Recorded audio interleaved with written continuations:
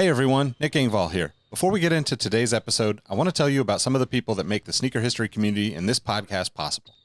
It's more important than ever to think about who you give your money to when you're buying clothing to go with your kicks. Our friends at Guilty Goods started their brand with a goal of giving back, especially to the communities that make sneaker culture possible. With every purchase from Guilty Goods, at least 10% of the proceeds are donated to organizations like Big Brothers and Big Sisters, the Susan G. Komen Foundation, the Movement for Black Lives, and many more. You can save 30% on your order by using the code HISTORY at guiltygoods.us. Again, that's history at guiltygoods.us for 30% off, and you can feel good about your purchase knowing you're supporting a meaningful cause. Sneakers are all about presentation, and if you're like me, displaying your kicks at home or in the office is just as important as when they're on your feet.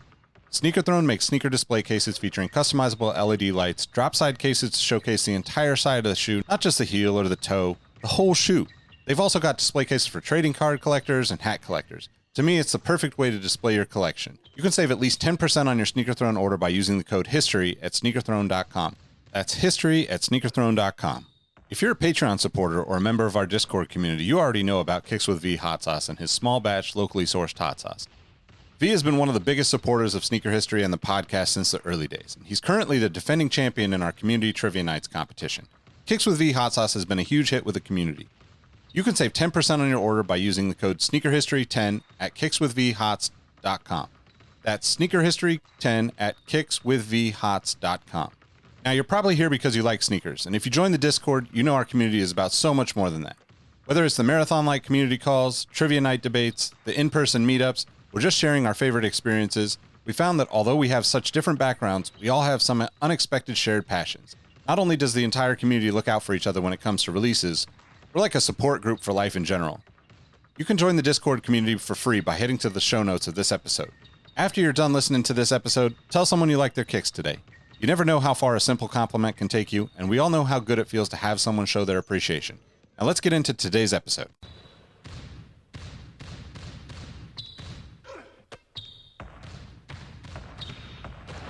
Jordan trying to shake off starts. Oh, what a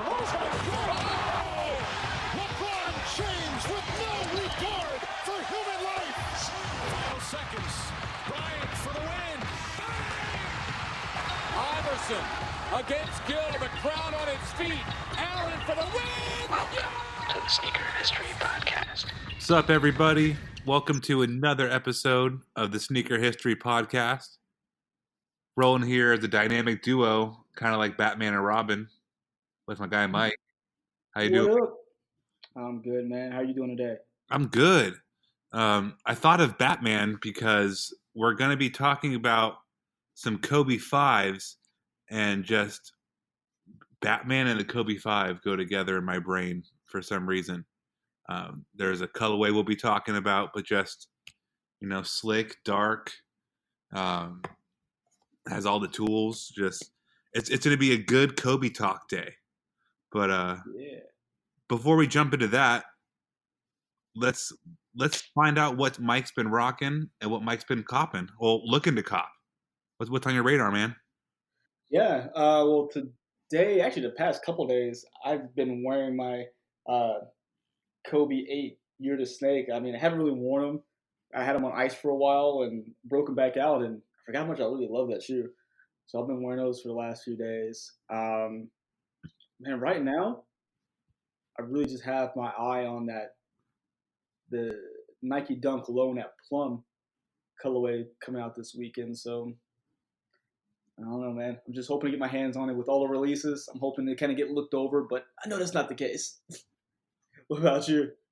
I think you have a pretty good shot, and other listeners too, if they want those plums, because they're going to be, they're a gorgeous shoe. Like, they're going to be wanted, but there's so many options coming out. Like, there's always have to be like a lame duck. So those, I would say you have a pretty decent shot.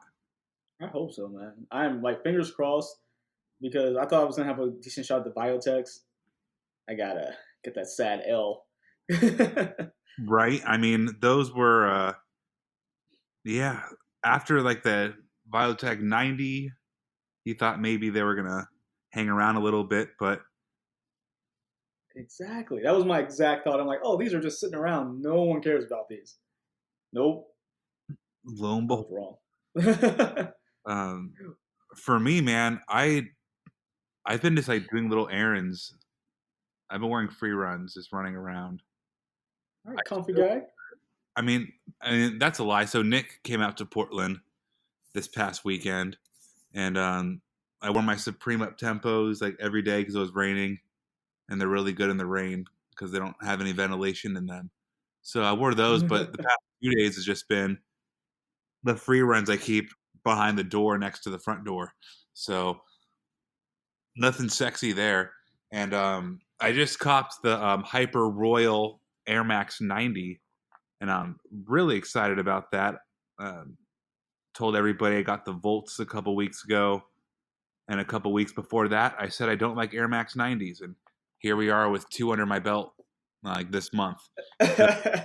Now, were they for retail? So we can like tell Nick. Yeah, it's funny. Yeah, I'm paying retail for them too, but these colorways they're selling out fast. At least in my sizes, they're selling out right away. So Really? yeah, anything over a 10.5 is sold out right away. And you can't find them at a lot of places. They're more of a limited release than at every store. At least fat stocks of them at every store. So Dude, I'm gonna. I wonder if there's regional. Everywhere I go, I literally see them bad boys on every display of every shoe store I go to down here. Man, then maybe I'm just playing myself, and I like that shoe a lot. But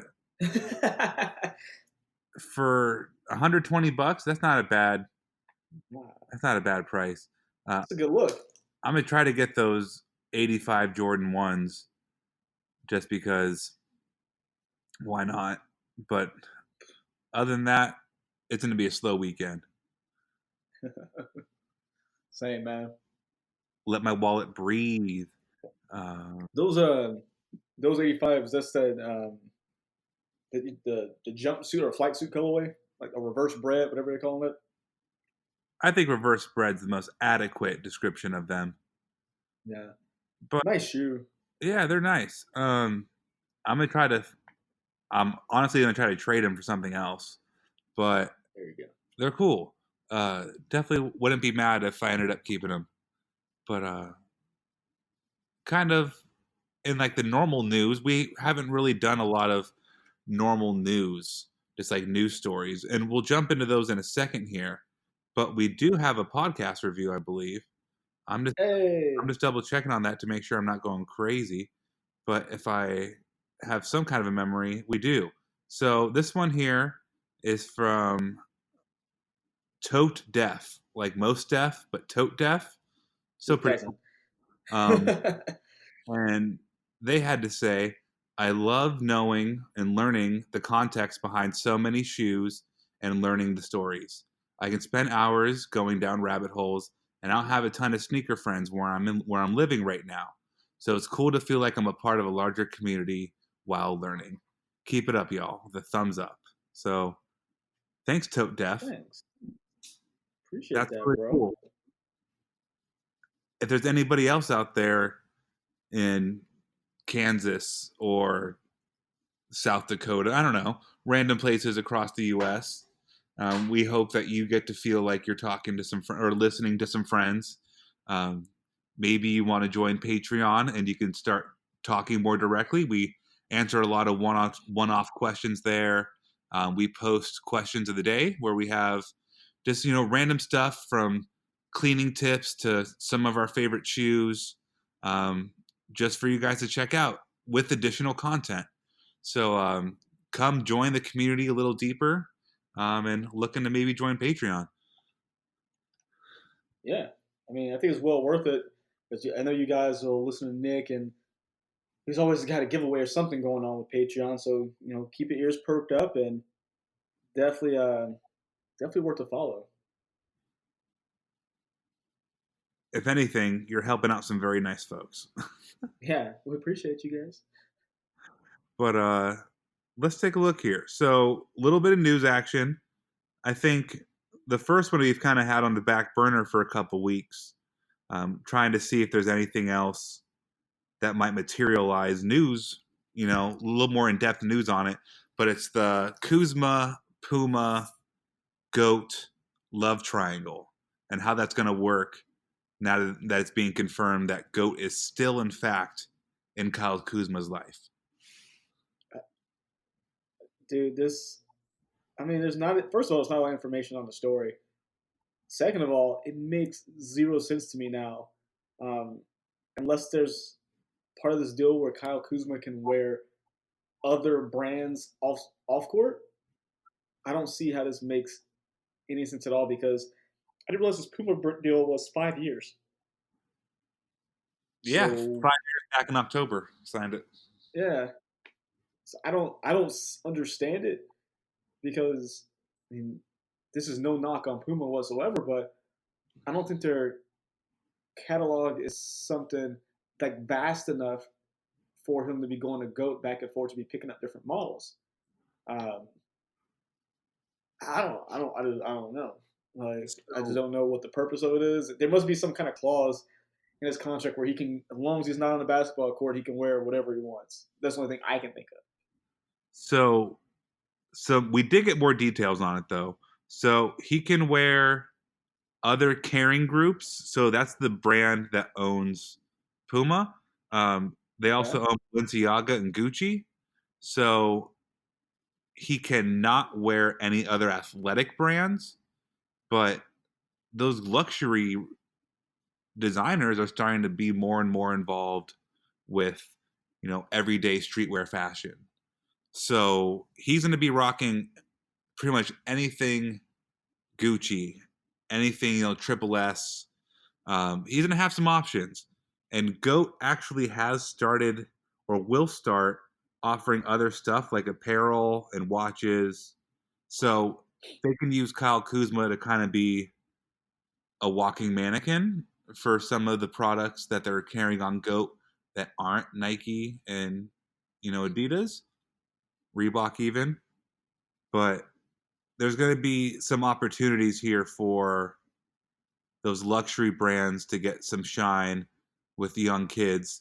Because Kuzma, I think he's 24. So Yeah, dude, super young. he has a direct connection with these kids. And at the end of the day, a lot of people just want to floss. They want to have something nice. So if they see, a watch on Kuzma's wrist that retailed $250, but it's reselling on GOAT for $700, they might start thinking about buying a watch instead of buying another pair of Jordans when they have that kind of expendable income. Yeah, I mean that makes sense. I didn't realize that Puma was part of that Caring Group with those luxury brands. I had no idea. So I guess when we circle back to it, it makes perfect sense because because GOAT not too long ago started offering the apparel, and I guess like you said, they're soon going to be offering accessories as well. So I mean that's the way to push their business using Kyle Kuzma because he's literally everywhere. You can't go a day without seeing him on some kind of blog or the tunnel shots from the game. So if that's the angle they're going with, then I retract my statement, and it makes a lot of sense. Here's $1 million idea. I probably shouldn't tell everybody, but why isn't there like a GOAT or StockX for video games? Where you don't have to go to eBay and you don't have to deal with crummy ass GameStop, but you can buy video games. Think about that. That's a fair question because I hate when I go in. It's like, I bought this game for $60. Yeah, here's 10 cents. Okay, thanks. But man, we'll probably have to edit that out. I'm kidding, but a high quality idea. So in other news, and kind of staying on that same sales tip, we have now learned the top shoes of 2019 when it comes to sales. So the overall is best-selling shoes, not the hottest, not the most limited, but the shoes that are literally moving units. And it's safe to say that Yeezy has not yet jumped over the Jumpman. And Not that's quite. not jumping Swoosh, because of the 10 top selling shoes, only 3 of them are not Nike or Nike owned. So 70% of the best, I mean, that just shows no matter what Adidas does for the next couple years, even still, they got a lot of room to make up. Yeah. A lot. I mean, after 2015 with their Ultra Boost Splash, it was just kind of downhill, unfortunately. Not saying that their product is bad anyway, but Nike stepped up to the plate. It's like, we're not going to let you win, and they just kept pumping out models. And clearly, this list shows that people want them. All right, 15 to 18, 2015 to 2018, they had the iron hot and ready to strike, but since then it's been a little stagnant. So let's go over some of these shoes. Up at number 10, it's kind of surprising, but it's not when you think about it in one particular release. It's the Air Jordan 11 Retro. And that's not specific to a colorway, but think about how easy it was to get a pair of Bred 11s this year. Playoff 11s, whatever you want to call them. So outside of those, we had like the Pearly Women ones, or 11s is what I'm meaning.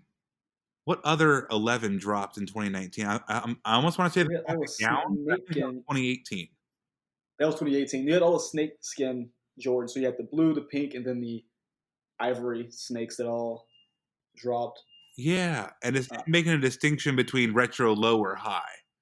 So yeah, I am very confident, though, that 90% of what makes up that number 10 spot is the Jordan 11 Bred.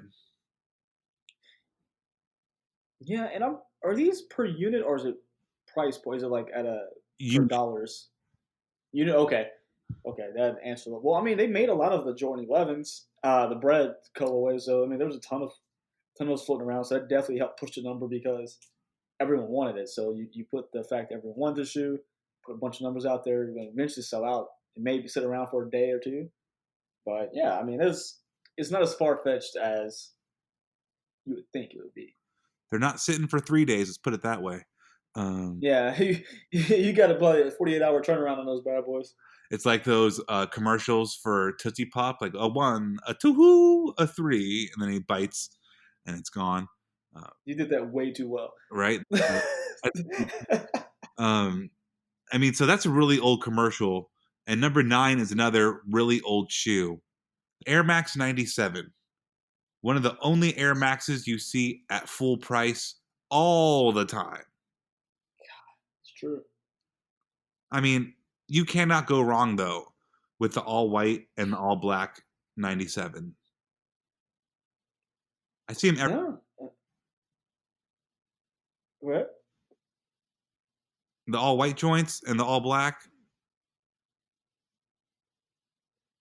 They're clean. Like, you're right. They're, like, super classic. Yeah, I mean, everywhere I see someone's wearing them, you're right. They're full price everywhere. But then you get, like, the utilities and the ultras, and those really crazy colorways end up still selling, or wouldn't be on this list. But the 97 is like the second most powerful Air Max of the year. And there's another one popping up here. But to keep the ball rolling, at 8, the Chuck Taylor.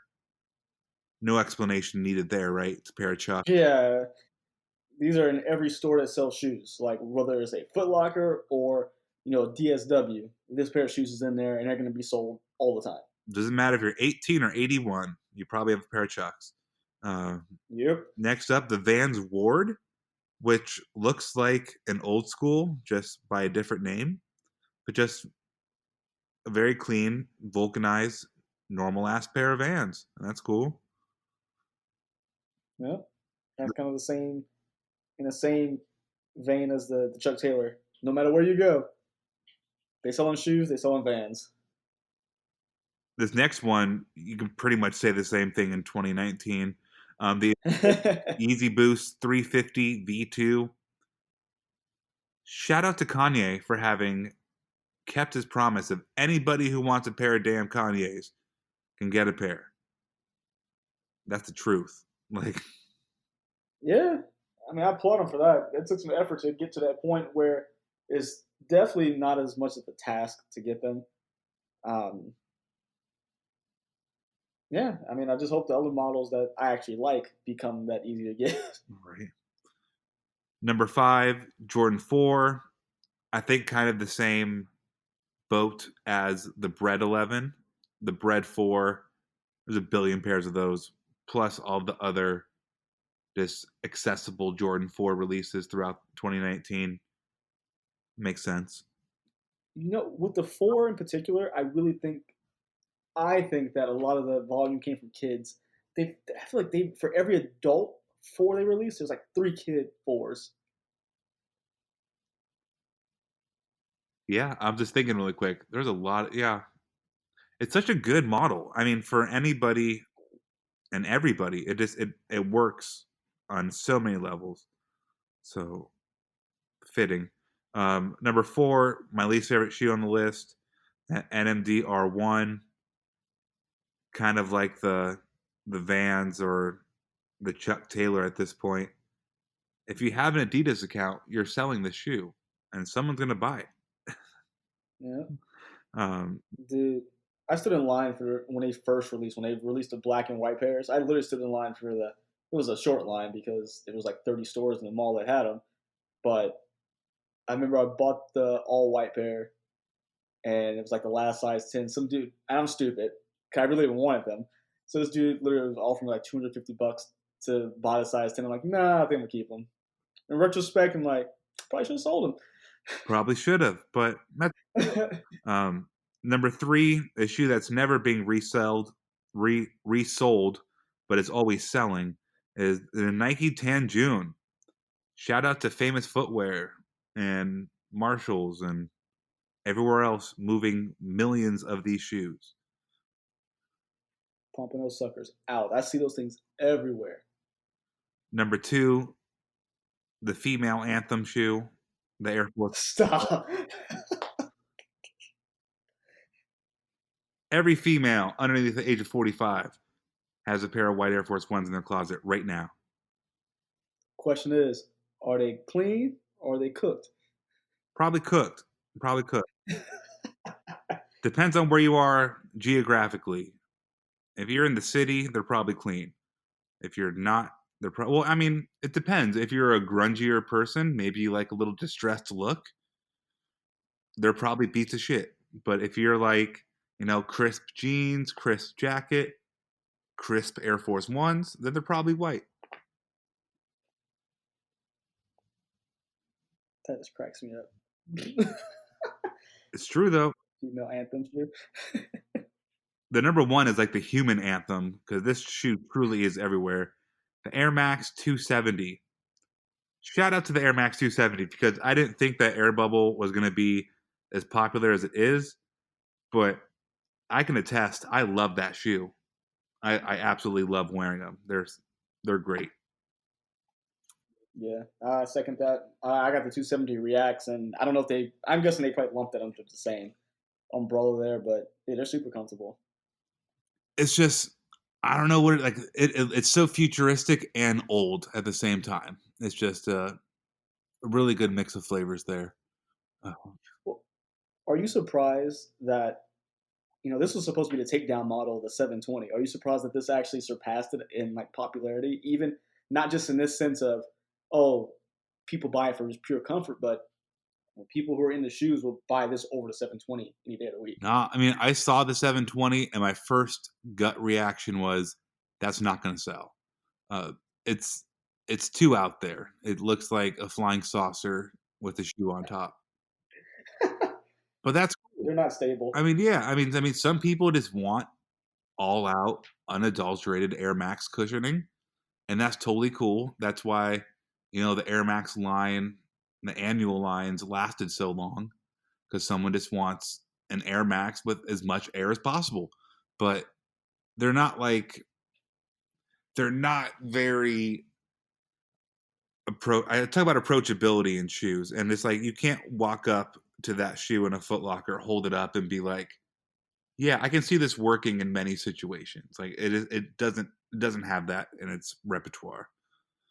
No, no. As someone who owned them and then returned them, um, I couldn't. You can't wear them in anything. They don't look right. Like the toe down look looks weird. You you can't figure a good way to tie them or leave them untied. They just don't. They're not wearable whatsoever. But like if you're going to the gym, they work. But at the same time, if you're lifting, you don't want to be that elevated off the ground. If you're running, You will die. yeah, I mean, if you're running, they're not going to be. I mean, yeah, they're cushiony, but the responsiveness or support isn't all that good. Yeah, they're just meant for show. They're like, how much air can you put in one shoe? Cool. All of it, That was it. That was literally that was the end of the conversation. all of the airs. Uh, I mean, and that's just it. Is what it is. They're going to keep pushing the envelope, and for that, I don't fault them. It's just like it was the next frontier of air. Are they going to have it every single year from here on out? No, I think they'll shy away from it, but they've put a lot of money into that R&D, so we'll be seeing it for a little bit longer. Yeah. Now, this has been a popular. We're gonna kind of going to segue into our main topic, and it's the Kobe 5. Woo. I try to think of a cooler way to sugarcoat that. Like, nah, we're getting right into it. We're doing the Kobe 5. Mike read earlier that the big stage Protro, kind of like the mix of the big stage and MVP together, those are releasing, and they're releasing soon, right?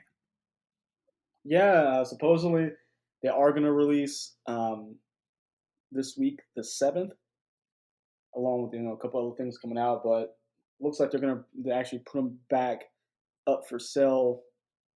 I mean, hopefully they just took a couple, took a break and produced some more, so everybody who wants them can get them. But I'm not gonna get on that soapbox right now. Yeah, I mean, I'm for sure. I mean, it's not my favorite colorway. Um, kind of like this Air Max 720. That's not the most. It's not the most versatile colorway, but for nostalgia purposes and other reasons, I'm for sure going to be trying to buy that shoe. Yeah, and it used to be that. I mean, Kobe's of course sell, especially um, the Chaos came out, boom, it was gone in a pretty good amount of time.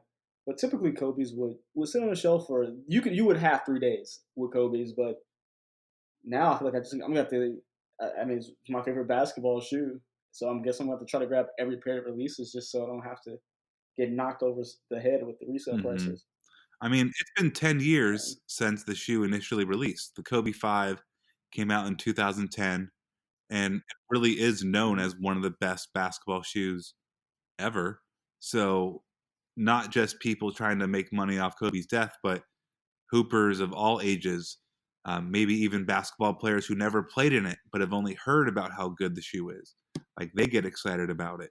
So it's just, yeah, I'm happy we're getting all these releases on a 10-year anniversary. We're not having to wait longer, but I think it's going to be a struggle to get some of the, not just this release, the big stage, but some other ones we would like to see. And that's kind of the base of what we're going to be talking about here the next little bit is past Kobe 5 colorways that we want to see released next. Um, we got the Chaos and we got the NBA 2K Chaos, whatever you want to call that, Dark Chaos, whatever. Those are both cool, but there were so many good Kobe 5 colorways that we so would be genuinely satisfied if we got half of the shoes we're about to mention. But I'm gonna start. I mean, I'll just kind of start rattling off shoes, and then we'll kind of go about our thoughts. And if you want to see it released too, um, the first one, very very surprised we didn't get an announcement for this, and it's the All Star Kobe 5 because we got the LeBron mm, 7 coming out in about 2 weeks, And this released alongside it and is, it's potatoes, which one looks better to you? But the red hardwood is just fantastic. Glow in the dark soul. It was just a banger. Yeah, dude, you can't go wrong with that. Like that, the print alone with that bright red, man, come on, like that would be an easy pickup if they released. A lot of people have separating souls with the Kobe 5, like 2010 versions. And I have not pulled the trigger on buying that shoe for a very long time out of fear of how it will hold up. So please retro the All-Star Kobe 5. That would be fan-freaking-tastic. I second that. The next one here, I would say is just as big, if not bigger. The Bruce Lee Kobe 5. Yes. Must have, right? Dude. Oh, easily. That might be. It's hard for me. I have two favorite colorways of the Kobe 5. It's hard for me to put that one or two, but it's one of those spots. It's like 1A or 1B, basically.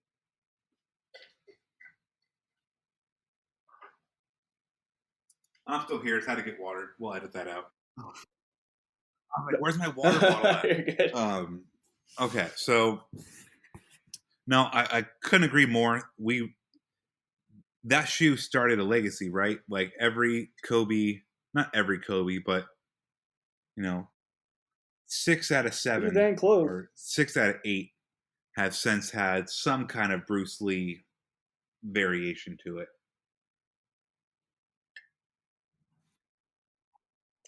Yeah, and now he actually spread that along to the Kyrie line. So really cool that we'll get, they kind of transition to a new line with that same theme. So really cool to get, hey, hopefully Kobe 5 and the Kyrie pack one day.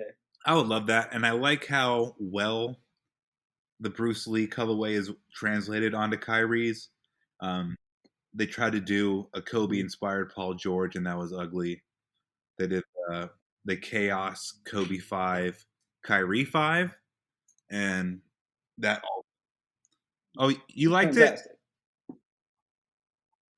I liked it. I don't. Okay, so the Kyrie 5 is probably one of my least favorite Kyries because I don't like the fly trap shroud. It gets kind of distorted after you wear it for a while. But taking that off, the colorway itself I think was executed well on the shoe.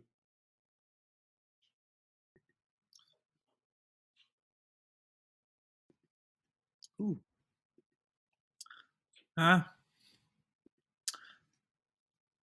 Still not in love with it. I had to think about it. I'm like, it's had to go back to the picture.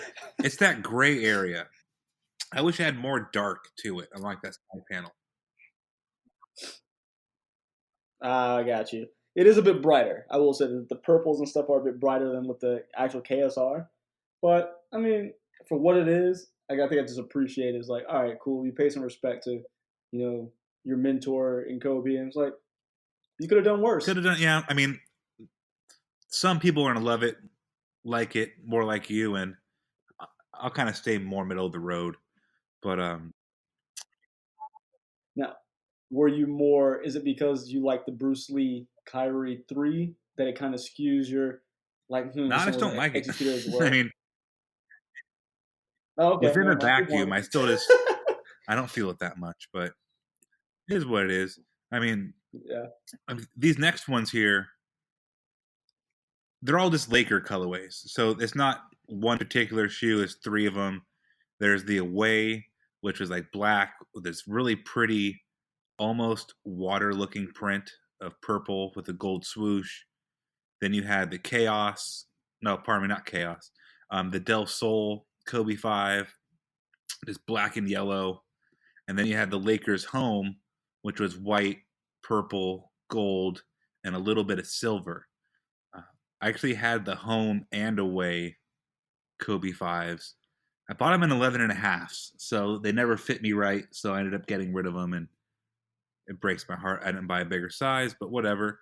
But I loved how every Kobe had a devoted home and away Laker colorway, and just those are some of the best ones of the entire line. Just the Del Sol, outside of being a Laker colorway, that's just a clean ass look. Like you can't go wrong with black, little bits of yellow, and little bits of white.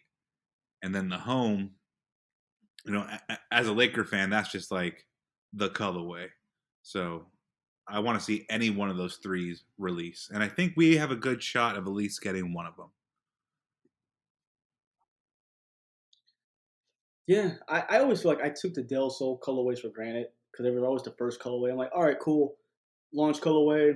We're gonna get that Del Sol, that black and Del Sol yellow. But I've always took it for granted. I never really bought any. So if I got a chance this time around, definitely would. 'Cause I have more of an appreciation for that colorway now, especially on the 5, the 6, the 8, and then the 1. So I think I'll try my luck all over again for the Del Sols. Um, the I always did like that he released team colorways because he didn't just do them and just like slap the team colorway on the sneaker, but he always did it in a way that made the sneaker just look, special. And those are prime examples, the home and away Lakers color, because they're not just twins and one's just white base and one's just black base, but they kind of have their own personality to each one. And like you say, that those kind of marbling water looking designs on the purple, and like the toe guard in the front are just They had so much character. I mean, they could have just done black, purple, gold, or white, purple, gold, like you just said. But they added textures and details. And the ankle portion of the Kobe 5 has that kind of, it's bumpy. It kind of feels like it's a part of armor. It's like it's just really well textured. And when you have that with the shiny heel clip and like the mesh perforated tongue area, the synthetic upper, you could just do so many different things. And it's good that they went above and beyond instead of basic with those Laker colorways. Yeah. So, I mean, 100% same agree thing with you, man. with the Charlotte, the draft day Hornets Kobe 5. Maybe we won't get it because we got the draft day 4. But if we did, I really wouldn't want this one to release because the Hornet, pretty much any Hornets colorway of a Kobe shoe, I'm always like, whatever. Like, I get why you're telling the story, but I just don't like that teal aqua blue. So I've never really connected with them. How about you? Do you like it? I have to agree with you on that because I actually had the draft day Pro Tro 4s in my hand and I couldn't pull the trigger because I just don't, that particular color combination, I don't wear those colors. Ever? Like, at all. Like, they would just sit in my closet and just rot and it'd be a waste of money for me. But hey, if you're a Charlotte Hornets fan or just love the story, go for them if they release. I feel like this and like the Miami Dolphins colors, like they're cool and I get it. It makes sense. But it's never connected to me. But then we had like the Rice, right? The Rice Kobe 5s, the home and away, just pretty much Green Bay Packers. But I believe Rice is in New York, and those were incredibly clean. I don't believe they ever released; they were just PEs. But those are two school colorways that we see all the time, and they were so clean on the Kobe 5. Yeah, I just want those because they resemble Baylor's colors. Oh, I can totally. go call them just like Oh, yeah, you can. I mean, Baylor game I go to. Unlike the Miami Dolphins and Hornets, I don't wear a lot of that green and yellow, but I love it. I love the way those two go together. Yeah, I don't know, it just works. I mean, yeah, I mean, I can't explain it, but you're right. Like, I can't do the Miami Dolphin colors. I can't do the Charlotte colors, but you throw some green and gold. It's funny. There has to be something yeah, with like the human brain and how we digest or perceive color groupings that makes some, more desirable or more easy on the eyes than others. Ooh, sorry. As we're looking at these, I'm scavenging the internet. Like, there's a pair of the size 10 uh, Rice. I think they're home. It's the white based ones. $300, and they're That's a really good. I mean, pretty dang that sounds clean. like a good price to me. Maybe you can hold out and Yeah, I they'll know. come I'm out in like, 4 months. But you know, that's the plan. I mean, Get them the for Kobe 180 as 5 though opposed to was one of 300. those shoes that high school basketball teams had like Rice, and then you have pro players with all kinds of Nike IDs and player exclusives. But then like the college level, they got a lot of love too.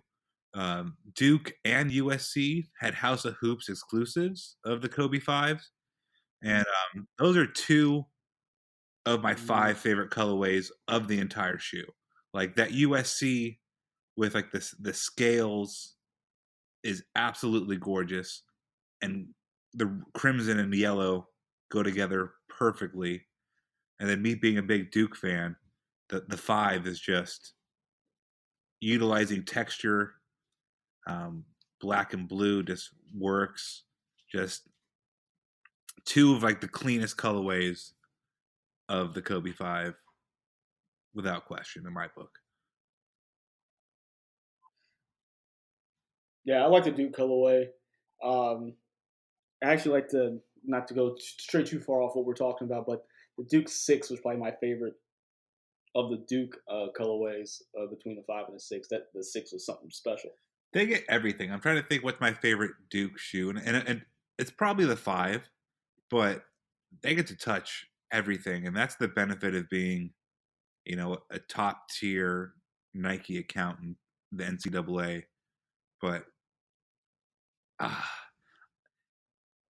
no, I can't decide if the Duke or the USC looks better. Like, I'm looking at both of them right now. I would have to. Dang, it's actually a tough call. I think I like the Duke better. I don't know. It's something I kind of that blue gives the shoe a little bit more depth, and I don't know. It's just something about that blue, almost like holographic, like cracking foil, whatever it is they use on the side panels and on the toe. It just looks amazing. it's like a song of ice and fire for the Game of Thrones fans out there. There you go. I mean, the 5 just had so many options, and I've heard this idea get thrown around the past couple days, but maybe Nike will do a Nike by you. I almost called it Nike ID, but maybe they'll have Same an thing. Nike ID option for the Kobe's. So you can kind of commemorate Kobe however you want to, or however, what's more specific to your feelings. But the Kobe 5 had so many good ID options. So as a whole, I hope Nike brings back the ID versions of the 5, because I mean DeMar DeRozan had some crazy ones, but every kind of texture we've covered, from the foily to this to like this snakeskin or reptile pattern, and like glow in the dark outsoles, speckle midsoles. You could do anything on the Kobe 5 ID. So that's something I would really, really like to see come back. Yeah, I mean, and I can speak for all of us, and with Nick not being here, we will all three buy a pair. I mean, we would probably just have to do a live podcast or like a Instagram live to show us building them because it wouldn't be a question of if, it'd be a question of how many we're going to buy at that point. Yeah, that would be a quick bill to add up really fast. Yeah, I probably wouldn't be in a good place afterwards. Like, what happened? I bought them all. I mean, you're right. I mean, you could break my bank really easy with a couple Kobe 5s, but we've seen a lot of package shoes come out recently, and we're getting more of them. Maybe it'd be a good time to bring back the Kobe 5 Hyperdunk Aston Martin pack. I mean, all you have to do is just, if anyone listening, I mean, if you're around me and Robbie's age, we're relatively young. We're 30, but I know you guys remember the commercial of Kobe jumping over to Aston Martin. Like, that pretty much sold the shoe right there for me. Just it was the packaging, not just the shoes, which were amazing looking, but you had commercial of him, quote unquote, jumping over the car. It was just a dope combination. Listeners, tell us if you felt like or thought that was real the first time you saw I did. 100% that was real. And I was in college when that came out, so I should probably be ashamed of myself. it. I was fooled too. I was like, "Holy shit!" That was one of the coolest commercials. It's genius, right? I mean, what's a better way to sell an Aston Martin pack than having you jump over one? What was the remember the Jackass clip where he jumped over the pool of snakes? What shoe was that promoting? Hyperdunk. Okay. I remember I watched that the other day. I'm like, man, they had some great ideas for commercials. Like, I don't even see sneaker commercials anymore. The snake pool Hyperdunks. No, those were sick. Those are the yellow and purple ones, right? Yep. Oh, man. Another shoe I regret not having. Those would be, those are definitely super loud. I mean, like, I couldn't wear them all the time, but they were definitely a moment in time. They're really cool. Just I appreciate what they bring to the table, just not for me. I appreciate them from afar. That's what you're saying. Just look at them. Exactly. I love looking at them. That's a damn fact. Like, they're really good to look at, but not for me. But okay, so we had other good things. Like, okay, the finals, the big stage one that's releasing. It actually kind of mixes the 5 rings, which was a black and purple, graphic print of Kobe's accomplishments. And then there was the big stage Kobe 5, which was like the championship, which was black and gold. Also had that same like print going through. I don't know how to describe it best. Yeah, it's like laser etching almost, but I don't think it was quite laser, but it was almost graffiti. Let's go graffiti print. Yeah, because it's not lasered on there, but it's like it's printed, just and it's not really, when you hit it with different angles, you can read it better. But listeners, what would you call the print on the big stage and 5 rings? Like, it's really kind of hard to put your finger on it. So what term? Amazing. But man, I want both of those shoes individually to release. I see big stages popping up, on eBay and stuff for about $1,100, and that's a lot. But there's a I found one for $850 for you. yeah, right. Not happening for me. But there's the black and the white, and that's why they did a half black, half white shoe. But man, that's just we talk about grails, and those two are both. Well, I guess all 3 if you count the black and the purple and gold ones. Those are all Robbie grails. I'm sitting here listening, and going through all these. If each of these released, there's not one I wouldn't try to go get, except for the Charlotte one. Everything else, I would put forth an effort to at least try to add to the collection. For a while, Kobe had, I would say without a question, just the best, like, big moment shoe, or like special edition, or collaborate, whatever you want to call it. Just when it came to special shoes, his were just all exemplary. They were just all amazing. Dang, yeah. I mean, they just did a good job of like paying attention to details of each shoe. Like, nothing was the same. It's not like certain shoes now they just slap a color on. All right, next, they really put some effort for each of these pairs. And I'm just going back. Like, right now I'm looking at the playoff pack, or the playoff Carpe Diem 5. That was the pair I owned of the 5s, and I mean, I played in them when I worked at Champs. I used them to work in. I mean, I wore them across campus in college. So this shoe saw everything, and still to this day, I mean, the sole's separating, but if I throw it on, it's still comfortable as I don't know what. I mean, there's going to be so many we really don't even talk about. So I'll just say it.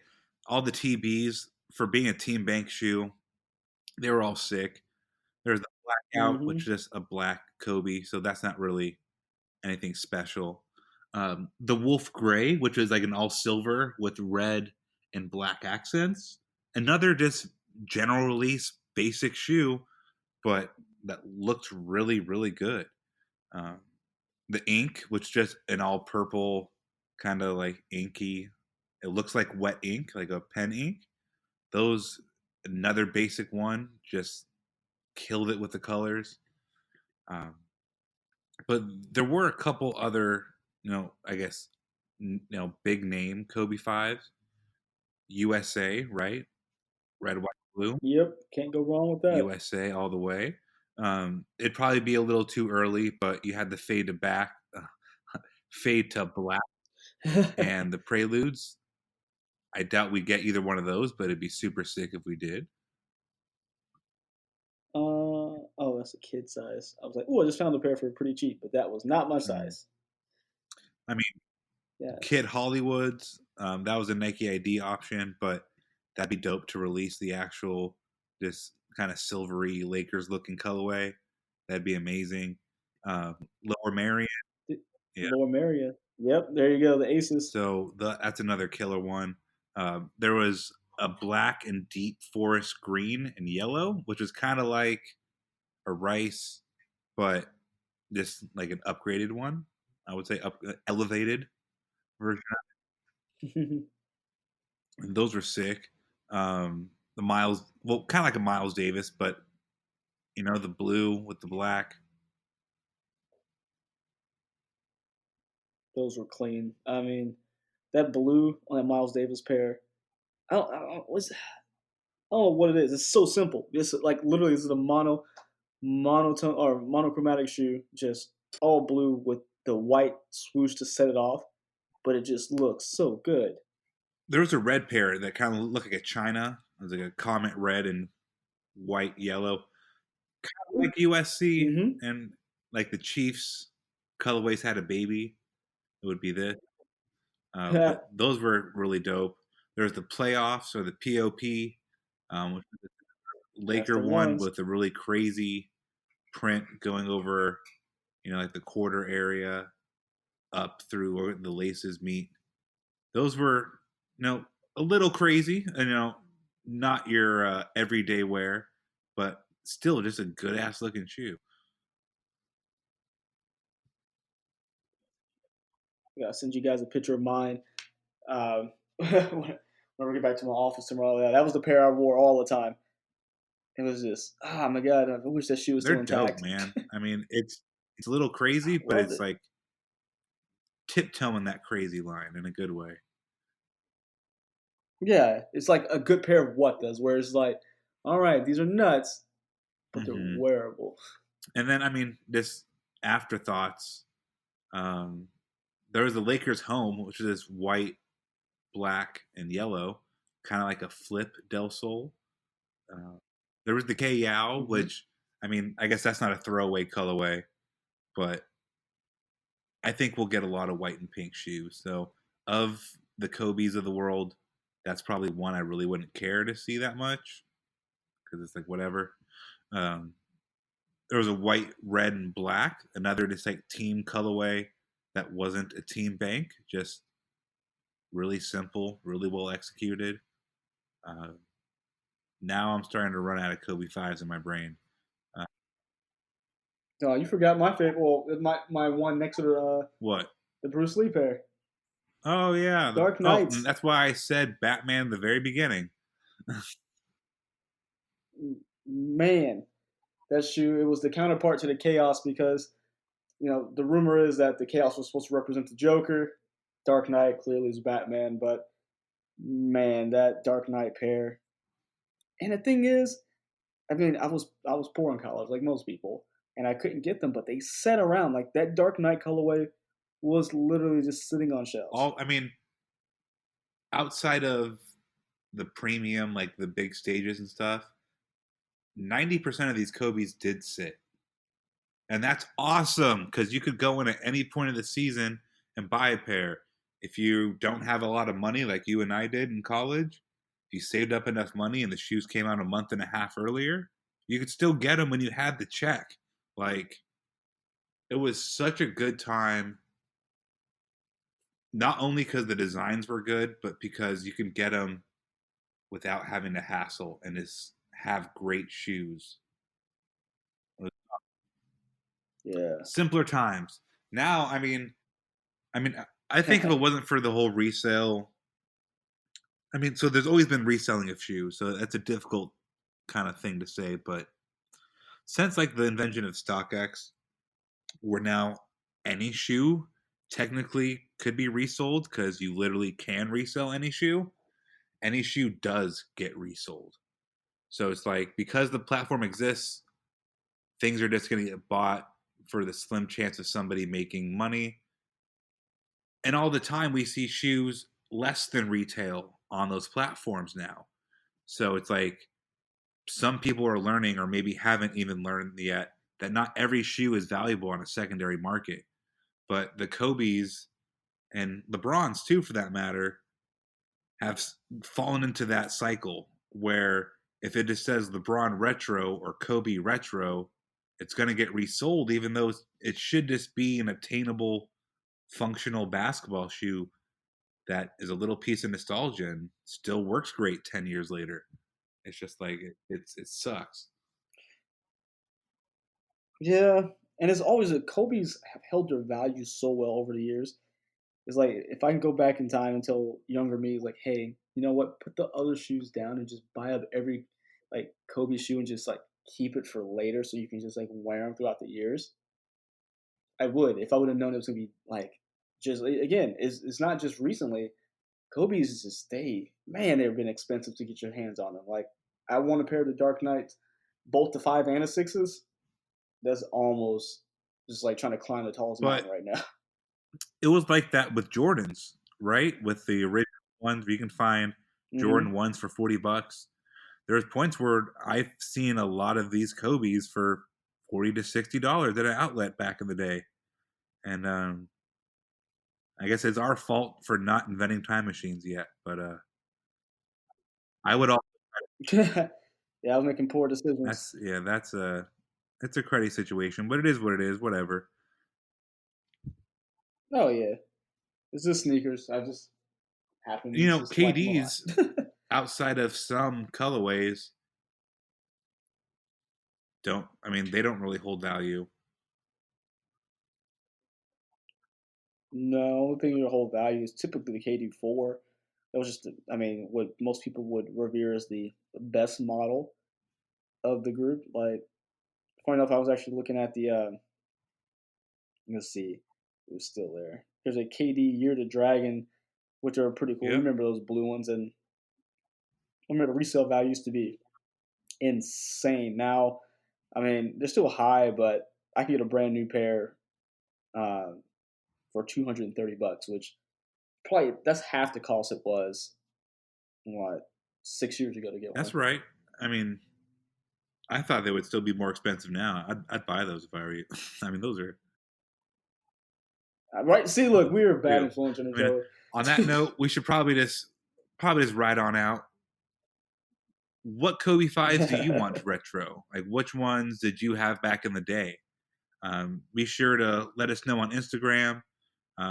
Let us know in a review. If you haven't left one yet, you could do that. But we appreciate everybody listening. Please follow Sneaker History at Sneaker History on all major platforms. You can find me, Robbie, at RAHBEE702. Mike, where can they find you, man? Yeah, you can find me on Sneaker History, of course. Also find me on Instagram and Twitter at MadWatcher789. And you can find me on YouTube, just at Mike Guillory. So go check out the videos. Go check us out on the website. Leave us some comments. We just like to hear from you guys. We get lonely, so leaving little love letters is nice, people. Makes us feel good. Man, on that note, thanks everybody for listening. We appreciate you. And until next time, have a good rest of your week. Bye. See ya.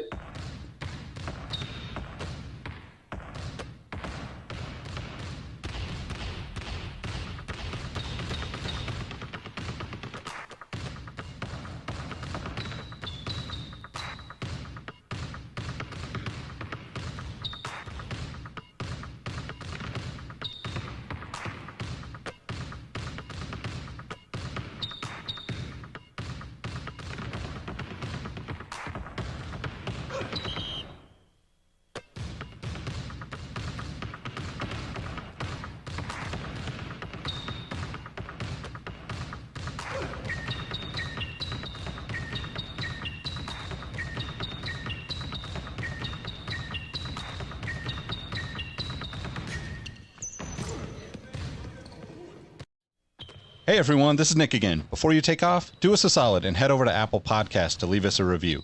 Give us a rating on Spotify and Amazon Music, and make sure you're subscribed to our YouTube channel because we have even more video content coming soon. Speaking of new content, we have an amazing community of sneaker enthusiasts that hang out in our Sneaker History Discord on a daily basis. While sneakers is a connection point that brought us all together, we've all discovered countless shared passions that we have in common with each other. We recently launched a couple of new podcasts directly from our community. One of them is a Formula One podcast. If you're an F1 fan like me, the Exhaust Notes podcast is your weekly fix of Formula One fun. It's hosted by myself, Rohit Malhotra, and Todd Yates. New episodes drop every Tuesday. I've been wearing fitted hats for years and collecting my favorite teams since I was a little leaguer. It has been awesome to see so many new fans getting into fitteds in recent years. Crown and Stitch is our new talk show about fitted hats with Dexter, Keith, and myself, where we talk about fitted hats, snapbacks, throw in some obscure hats because we all kind of like some funky stuff once in a while, don't we? Copping, collecting, and so much more. New episodes drop every Wednesday. Hit the links in the show notes for this episode to give our new shows a listen, and be on the lookout for more new podcasts dropping soon. Last but not least, tell someone you like their kicks today. You never know how far a simple compliment can take you, and we all know how good it feels to have someone show their appreciation. Thank you all for the support, and we'll catch you on the next episode. Peace.